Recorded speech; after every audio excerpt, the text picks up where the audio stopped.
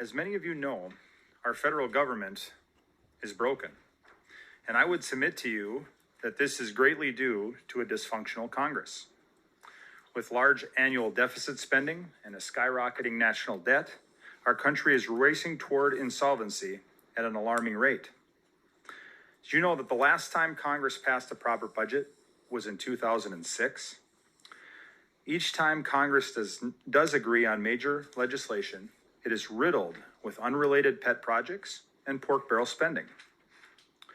Many members of Congress make a career out of their service and eventually retire much richer and with a taxpayer pension.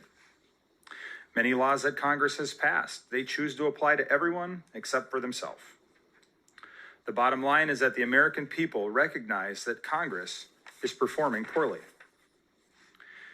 If you study the founding fathers of our great nation, you will find that the concept of lifelong career politicians was never the intent of how our representative republic was to be governed.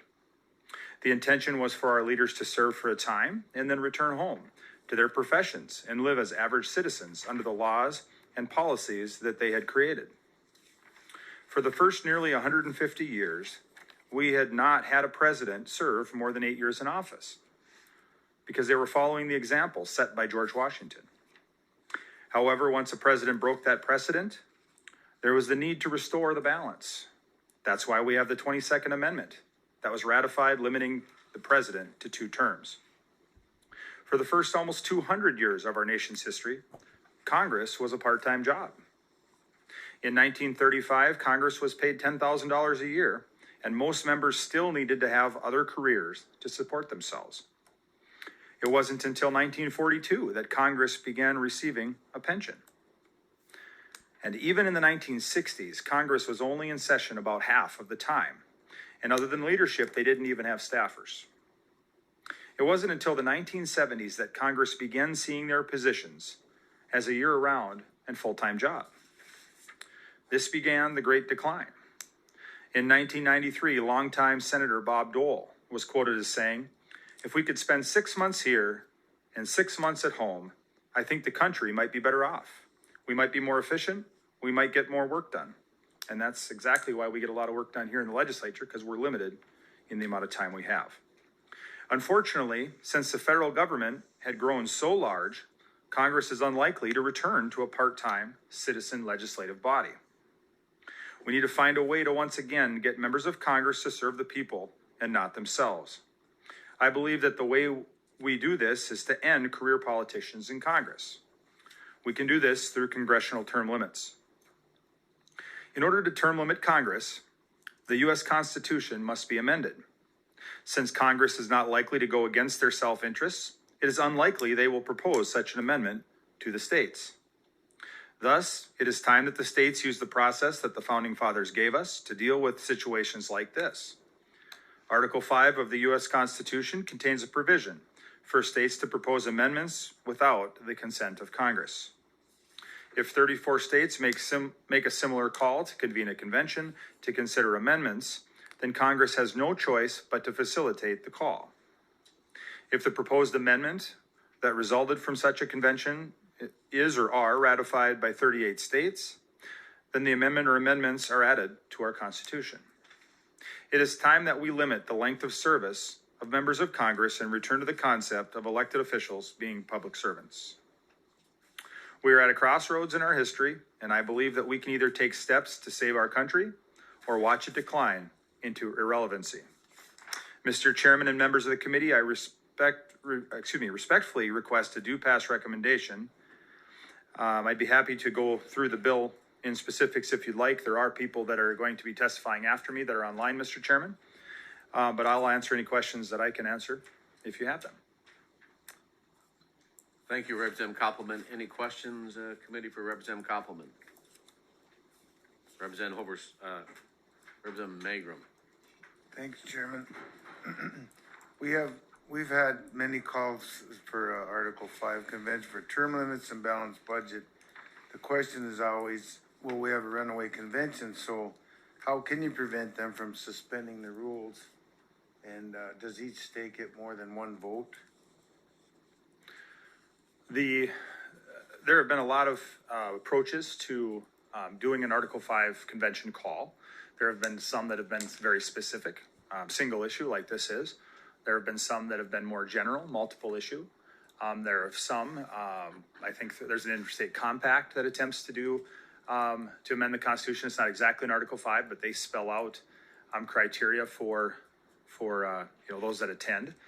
When our Constitution was created, the states had one state, one vote.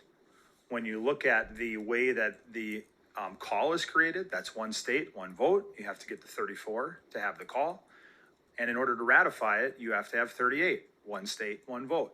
So I think the fear that it would be some other set of rules other than one state, one vote are ill-founded. I believe that if you go down that rabbit hole and say, well, what if they did suspend the rules, what would happen? And they proposed, I always like to use the example, I said, let's say they proposed to repeal the Second Amendment. People in North Dakota wouldn't like that. That would be, so that they went there to do term limits. They spit out some sort of amendment to repeal the Second Amendment.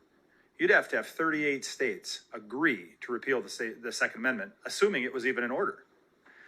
And I don't think you could get 38 states to agree that our colors of the flag are red, white, and blue, much less get them to repeal the Second Amendment. So I think that's a bit of a red herring in this argument. Representative Magrum, when this legislative body, I believe in 2017, passed 3 Article 5 calls for a convention. We also passed another resolution that outlined the duties of the delegates that would be appointed to the Article 5 convention. And in that article that we passed, and which is in state law, the delegates to an Article 5 convention are limited to discuss only the item or items for which the convention was called. So as an example, this is a term limit convention. If this did receive the approval of 34 state legislatures, and remember, it has to be both bodies, both the House and the Senate. There's only one legislature in the state of the United States that has a unicameral, and that's Nebraska. So 34 states, which would be 68 houses, have to agree for the convention.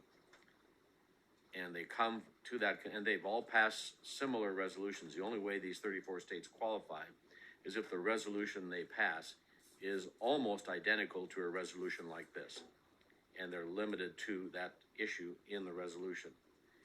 When they get to the convention, representing the state of North Dakota, our law says that if they deviate at all from the call of the convention, such as the concern I've heard you and others say, a runaway convention, which to me is preposterous, absolutely preposterous, according to the Article 5 and how the process works. But if the delegates representing the state of North Dakota deviate at all or try to open up the convention, we, the legislature, can recall them as representing our state. We have the power to do that. We have the power to censure them, and I think there might even be civil penalties, I can't say for sure, for them to violate their oath to go to this convention. So the concern of runaway convention, over the years, I've heard the arguments, and it's beyond my comprehension how anyone can feel that way with the laws and the United States Constitution. Mr. Chairman. Chairman, in response to your comment there, it's tough to trust a lot of people in politics. If we could trust them, we wouldn't have to have an Article 5 convention to begin with. So it's pretty hard for me to trust that this would go as we're envisioning. And then who do we have going for us? Speaker, the clerk. Magrum, the people representing the state of North Dakota would be appointed by the legislative body. Okay. Mr. Chairman, I just wanted to point out that you had mentioned the Faithful Delegate Law, I think is what we called it at the time when we passed it. And I believe that you actually commit a felony if you are not a faithful delegate. So an individual or a group of individuals would have to be willing to be prison mates if they were going to do that, and 34 of the states, or even possibly a simple majority if they were trying to amend the rules or something, but a number of people would have to be fellow prison mates, because many states that have done Article 5 calls also have faithful delegate laws similar to ours. Representative Rohr. Thank you, Chairman. I guess I would have to say that we kind of have a runaway Congress because the good ones don't want to stay in and the ones that are good are expunged, basically. So I agree with this resolution, but my question is how many other states have, put a resolution in place this year? Mr. Or in the Chair, last couple of years? Mr. Chairman, Representative Rohr, the two individuals that will follow me are from the organization that's pushing this from state to state and moving through. I believe they told me that there's 24 states prior to North Dakota, or maybe North Dakota would be the 24th, I'm not sure.